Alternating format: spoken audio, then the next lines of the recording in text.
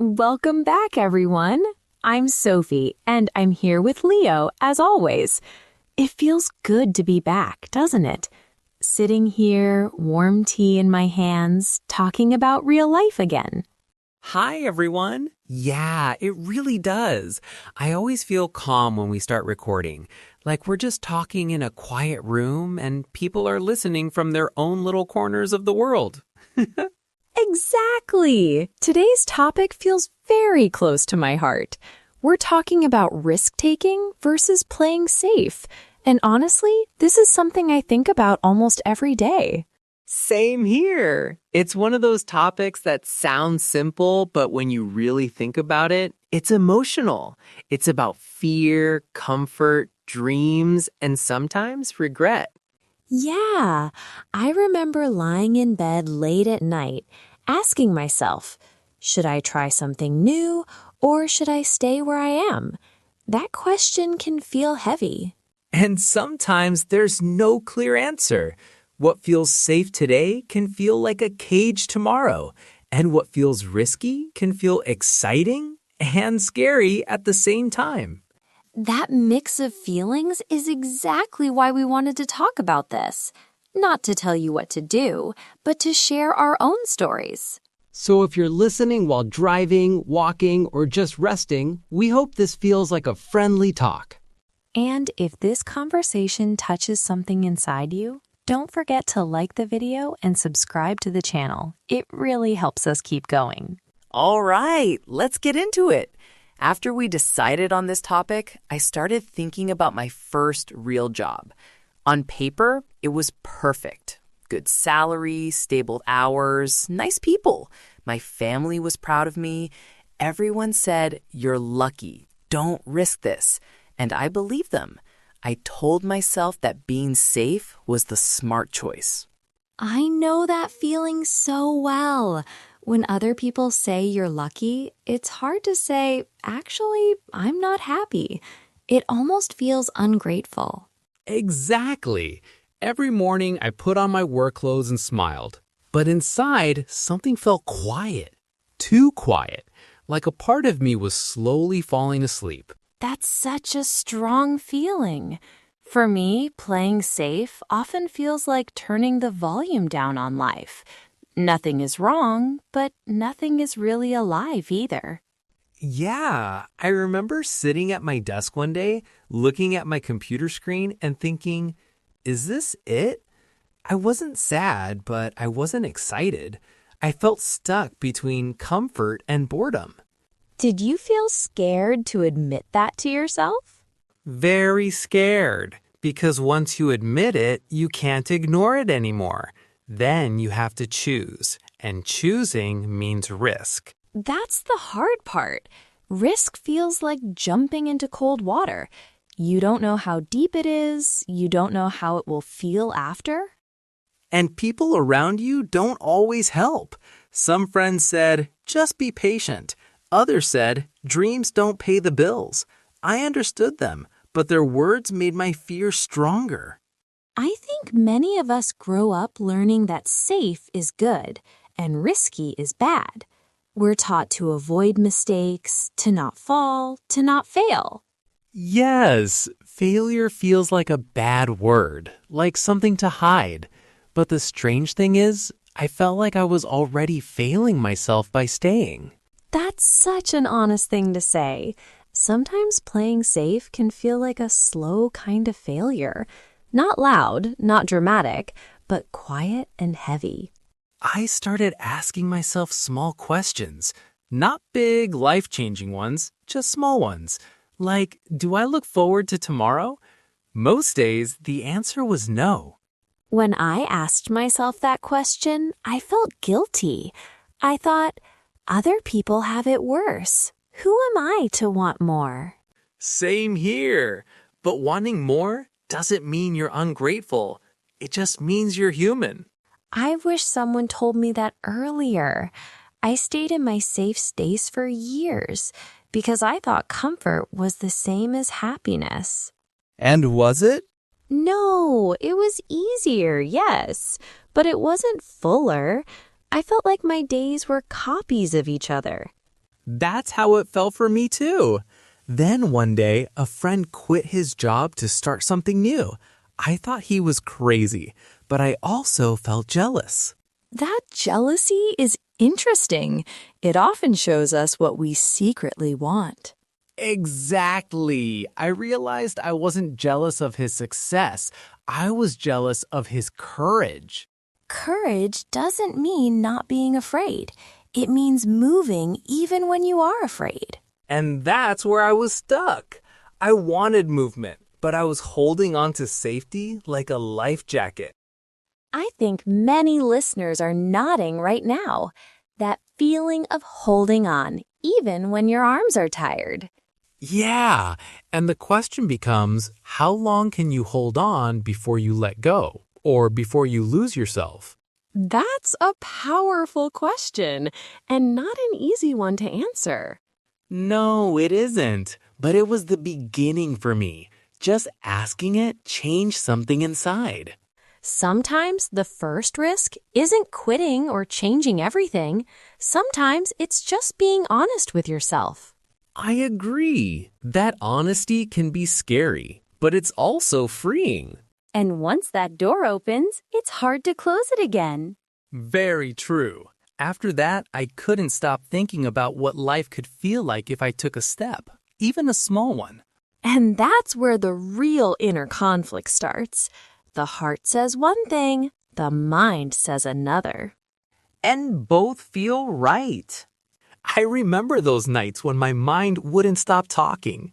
One voice said, "Be careful, you worked hard to get here." The other voice said, "You're wasting time." They argued inside me while I stared at the ceiling. I know those nights. Everything is quiet, but your thoughts are loud.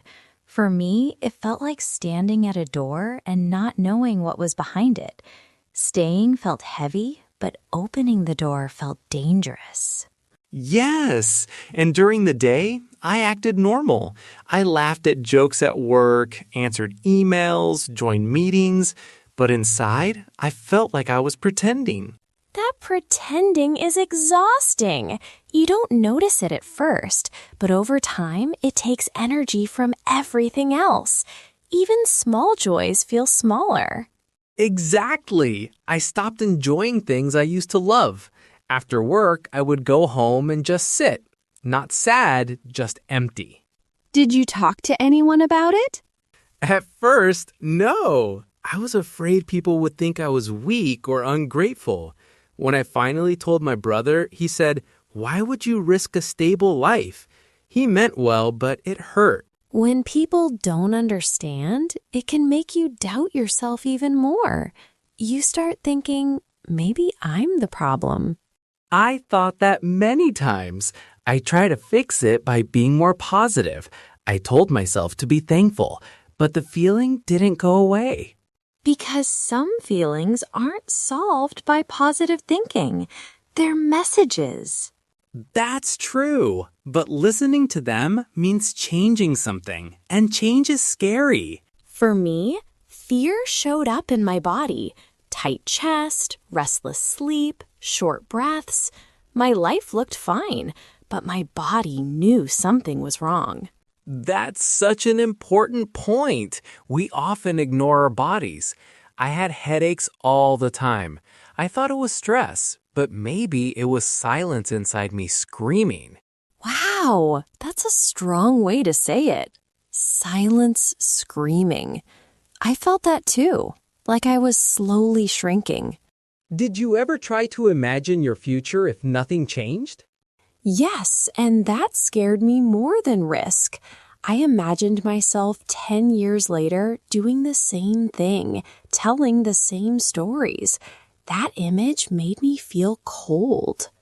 Same here. That image pushed me closer to the edge. Not to jump, but to look down. People often think risk means a big jump, quitting everything, moving far away. But the real risk sometimes is listening to yourself. And admitting that safety isn't always safe for your heart. Exactly. I stayed safe for so long that I forgot what excitement felt like. I missed feeling proud of myself. Pride is important. Not the loud kind, but the quiet kind. The feeling that says, I'm living honestly. When did things start to change for you? Slowly, very slowly. I didn't quit my job right away. I started by giving myself permission to dream again. That felt risky already. I love that. Permission is powerful. I remember writing in a notebook, what would I do if I wasn't afraid? My hand was shaking. What did you write? Things I had buried, creative ideas, different paths. Nothing perfect, but they felt alive. That's how it felt for me too. Alive. Even thinking about change brought energy back. But then comes the next fear. What if I fail? Oh yes, that fear is loud. I was scared of losing money, respect, comfort. I was scared of being judged. Judgment hurts because it touches our identity. We want to be seen as smart, responsible, successful. And choosing risk can make you look careless to others, even when it's thoughtful. I struggled with that. I didn't want to disappoint my parents. Their idea of safety was different from mine. That's such a common struggle. Different generations see risk in different ways. Yes, for them, safety meant survival. For us, safety also means meaning. That's a beautiful way to put it. Meaning matters more once basic needs are met. Still, knowing that doesn't remove the fear, I cried many times before making small changes. Me too. I remember one morning sitting in my car before work and just not wanting to go inside. I felt trapped. What did you do? I sat there for 10 minutes. Then I went in. But that moment stayed with me. It told me I couldn't ignore this anymore. Those moments are like quiet alarms, not loud, but persistent. Yes, and I realized something important. Playing safe wasn't protecting me from pain. It was creating a different kind of pain. That's such an important lesson. Risk can hurt, but so can staying still. Exactly. And at some point, you choose which pain you can live with. For me, the pain of regret felt heavier than the pain of fear. Same. I didn't want to look back and think, I never even tried. Trying doesn't guarantee success, but it gives peace. Peace with yourself. That's what I wanted most. And wanting that doesn't make you weak. It makes you brave. I'm starting to believe that, Al. After I accepted that fear would stay with me, something changed. I stopped waiting for fear to leave. I realized it might never go away, and that was okay. That realization is huge. I used to think brave people don't feel fear, but now I see that brave people just don't let fear decide everything. Yes, fear becomes a passenger, not the driver. It still talks, but it doesn't hold the wheel anymore. I like that image. For me, the shift happened when I took a very small risk, not a big life change, just a small step. What was it? I signed up for an evening course, something I always wanted to learn but never had time for. It felt almost silly, but also exciting. That's not silly at all. Small risks are powerful. They teach your body and mind that change is possible. Exactly. That one decision gave me energy. My days felt different, even though my job stayed the same. I felt that too. When I started doing something just for me, I felt more like myself again. It's interesting how life doesn't always change from the outside first. Sometimes the inside moves, and the outside follows later. Yes, and with that movement comes clarity. I started to understand what kind of risks felt right and which ones didn't. That's important. Not all risks are good risks. Some are just escapes. Exactly. I wasn't running away from my life anymore. I was moving towards something. That difference matters so much. Running away feels desperate. Moving toward feels hopeful. Hope changes how you see fear. Fear becomes a sign that something matters. That's true. If something scares you, it often means it's important to you. I started asking myself a new question. Instead of, what if I fail? I asked, what if I grow? Wow, that question changes everything. Growth doesn't always look like success, but it always gives something back. Yes, even mistakes teach us who we are. After my small risk, I felt stronger, not because life was easier, but because I trusted myself more. Trusting yourself is such a gift. When you trust yourself, you don't need perfect plans. I stopped looking for certainty. I realized certainty is rare in life anyway. Playing safe often feels like certainty, but it's an illusion. Life can change even when you do everything right. That's so true. You can play safe and still lose things. Health, jobs, people, nothing is fully guaranteed. So the question becomes, how do you want to live inside that uncertainty? For me, I wanted to live honestly, even if it was uncomfortable. Honest living feels lighter, even when it's hard. I also learned to listen to my limits. Risk-taking doesn't mean burning everything down. Yes, balance matters. You can respect your need for safety and still explore. I stopped comparing myself to others. Some people jump fast, some walk slowly. Both are okay. Comparison is dangerous. It makes you rush or freeze.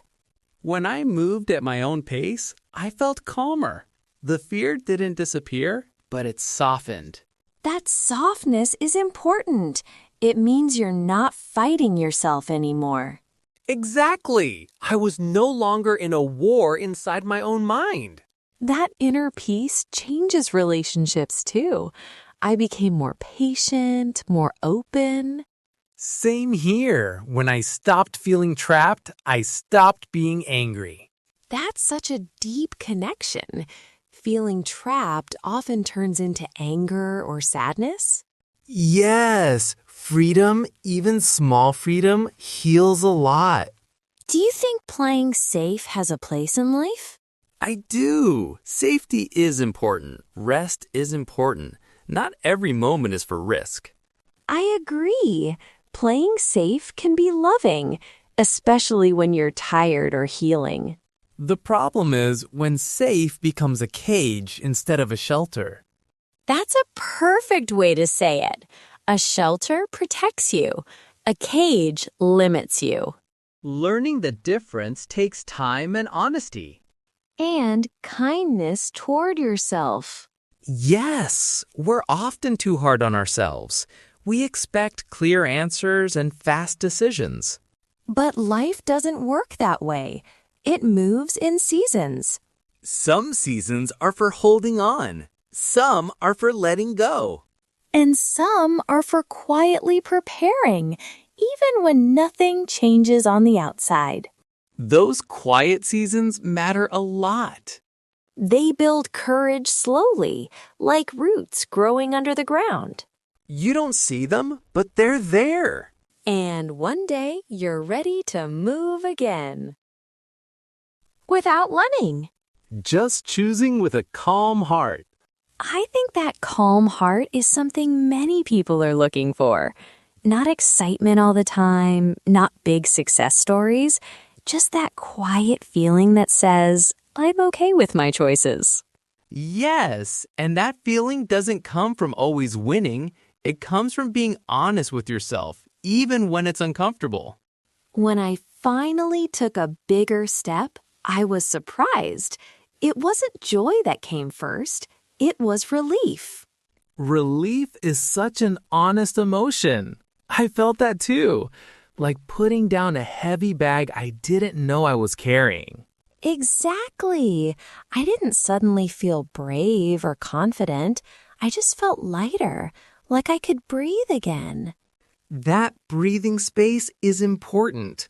When you give yourself space, you start to hear your own voice more clearly. And that voice is often kinder than we expect. Mine didn't say, be perfect. It said, try, learn, rest when you need to. Mine said something similar.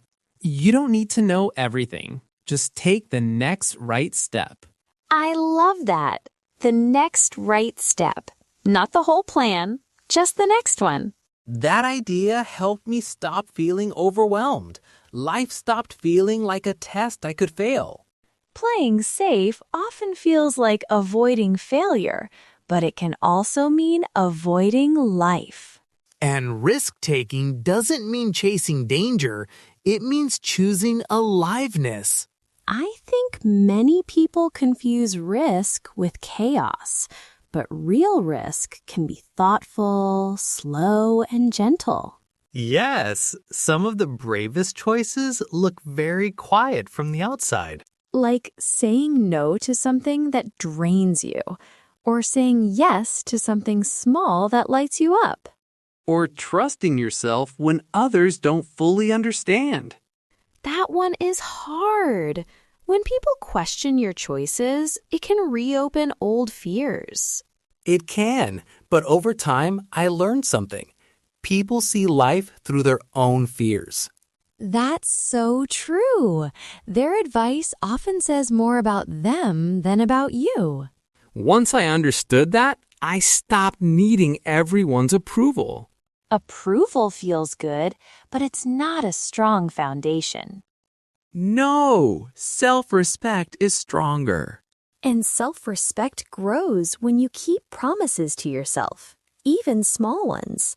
That's such a good point. Every small promise you keep builds trust inside you. And with trust comes peace. Peace doesn't mean life is easy. It means you're not fighting yourself anymore. I still feel fear sometimes, before new steps, before big decisions. Me too. Fear didn't leave, but now I see it differently. How so? I see it as a sign that I care, and caring means I'm alive. That's beautiful. Fear as proof of life, not a warning to stop. Exactly. And when I choose safety now, it feels different. It feels like rest, not hiding. That's such an important difference. Rest is a choice. Hiding is a habit. Well said. I rest when I need to, and when I feel ready, I move again. That rhythm feels healthy, like breathing in and out. Yes, life doesn't need to be one long risk or one long safe space. It can be a dance between the two. A dance where you listen to your body, your heart, your season. If someone listening feels stuck right now, I hope they know this. You don't have to decide everything today. You really don't. Sometimes the bravest thing is giving yourself time. And sometimes the bravest thing is admitting you want more. Wanting more doesn't mean you hate what you have. It just means you're growing. Growth can be uncomfortable, but it's also meaningful. And meaning gives strength. Strength to face fear. Strength to choose gently. Strength to forgive yourself for past choices. That forgiveness is important. We did the best we could with what we knew. Yes, there's no need to punish yourself for choosing safety before. Safety may have protected you when you needed it. And now you might need something else. Both are okay. That's the message I wish I heard earlier. Me too. Life isn't about being fearless. It's about being honest and kind to yourself. And trusting that you can handle more than you think. Even if you move slowly. Even if you change your mind. Even if the path isn't clear. You're allowed to walk it anyway. At your own pace. With your own heart. That feels like a good place to leave this conversation. It does. Calm, honest, hopeful. Thank you for being here with us and for listening so openly. Wherever you are in your journey, we hope you choose yourself today, even in a small way.